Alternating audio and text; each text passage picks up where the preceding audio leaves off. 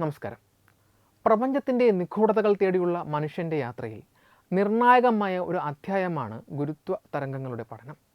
Albert Einstein ഒരു നൂറ്റാണ്ട് മുൻപ് പ്രവചിച്ച സ്പേസ് ടൈമിലെ ഈ സൂക്ഷ്മ ചലനങ്ങളെ തിരിച്ചറിയാൻ ലക്ഷ്യമിട്ടുള്ള ലിഗോ പദ്ധതിയിൽ ഇന്ത്യ ഇന്ന് വലിയൊരു പങ്കാളിയാണ്. 2023 ഏപ്രിലിൽ കേന്ദ്ര മന്ത്രിസഭ അംഗീകാരം നൽകിയ ലിഗോ ഇന്ത്യ പദ്ധതി മഹാരാഷ്ട്രയിലെ ഹിംഗോളി ജില്ലയിലെ ഔന്ദ നാഗ്നാദിൽ നിർമ്മാണത്തിന് ഒരുങ്ങുകയാണ്. ഏകദേശം 2600 കോടി രൂപ ചെലവ് പ്രതീക്ഷിക്കുന്ന ഈ സംരംഭം ഇന്ത്യൻ ശാസ്ത്രലോകത്തിന് ഒരു വലിയ നാഴികക്കല്ലാണ് എന്നതിൽ തർക്കമില്ല. എങ്കിലും ഈ പദ്ധതിയുടെ തന്ത്രപരമായ പ്രാധാന്യത്തെയും അന്താരാഷ്ട്ര സഹകരണങ്ങളിൽ ഇന്ത്യയുടെ സ്ഥാനത്തെയും കുറിച്ചുള്ള ചർച്ചകൾ പ്രസക്തമാണ്. ശാസ്ത്രീയമായ വീക്ഷണത്തിൽ നോക്കിയാൽ ലിഗോ ഇന്ത്യയുടെ പ്രസക്തി വളരെ വലുതാണ്. നിലവിൽ അമേരിക്കയിലെ ലൂസിയാനയിലും വാഷിംഗ്ടണിലുമുള്ള 2 ഡിറ്റക്ടറുകൾക്കൊപ്പം പ്രവർത്തിക്കുന്ന മൂന്നാമത്തെ കണ്ണായിരിക്കും ഇന്ത്യയിലേത്. ഈ നെറ്റ്വർക്കിൽ ഏഷ്യൻ ഭൂഖണ്ഡത്തിൽ നിന്നുള്ള ഒരു ഡിറ്റക്ടറുടെ അഭാവം വലിയൊരു പോരായ്മയായിരുന്നു.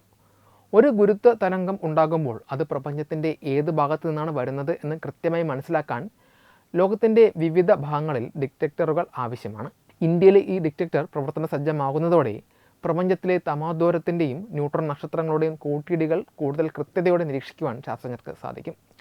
ഇത് വെറുമൊരു നിരീക്ഷണം മാത്രമല്ല, മറിച്ച് പ്രപഞ്ചത്തെ കേൾക്കാനുള്ള മനുഷ്യൻ്റെ ശേഷി വർദ്ധിപ്പിക്കുക കൂടിയാണ്. എങ്കിലും ഈ പദ്ധതിയുടെ തന്ത്രപരമായ വശങ്ങൾ പരിശോധിക്കുമ്പോൾ ചില ചോദ്യങ്ങൾ ഉയരുന്നുണ്ട്.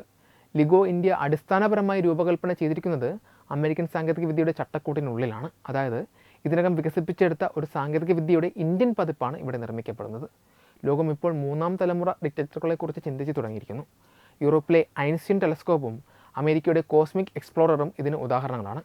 ലിഗോ ഇന്ത്യയുടെ 4 കിലോമീറ്റർ നീളമുള്ള ഭുജങ്ങളേക്കാൾ 10 ഇരട്ടി നീളമുള്ളതും 100 ഇരട്ടി സംവേദന ശേഷിയുമുള്ളതാണ് ഈ വരാനിരിക്കുന്ന പദ്ധതികൾ. ഇന്ത്യക്ക് ഈ സഹകരണത്തിൽ വലിയൊരു വിലപേശൽ ശേഷിയുണ്ട് എന്നതാണ് മറ്റൊരു പ്രധാന കാര്യം. ലോകത്തെ ഭൂഗുരുത്വ തരംഗ നിരീക്ഷണ ശൃംഖലയിൽ ഇന്ത്യയുടെ ഭൂമിശാസ്ത്രപരമായ സ്ഥാനം അനിവാര്യമാണ്.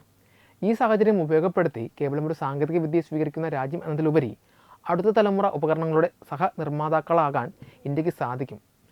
നിർമ്മാണ കരാറുകൾ ഇന്ത്യൻ കമ്പനികൾക്ക് ലഭിക്കുന്നത് വലിയ കാര്യമാണ്. എങ്കിലും ശാസ്ത്രീയമായ രൂപകൽപ്പനയിലും നേതൃത്വപരമായ തീരുമാനങ്ങളിലും കൂടുതൽ സ്വാധീനം ഇന്ത്യക്ക് ഉറപ്പിക്കാൻ സാധിക്കേണ്ടതുണ്ട്.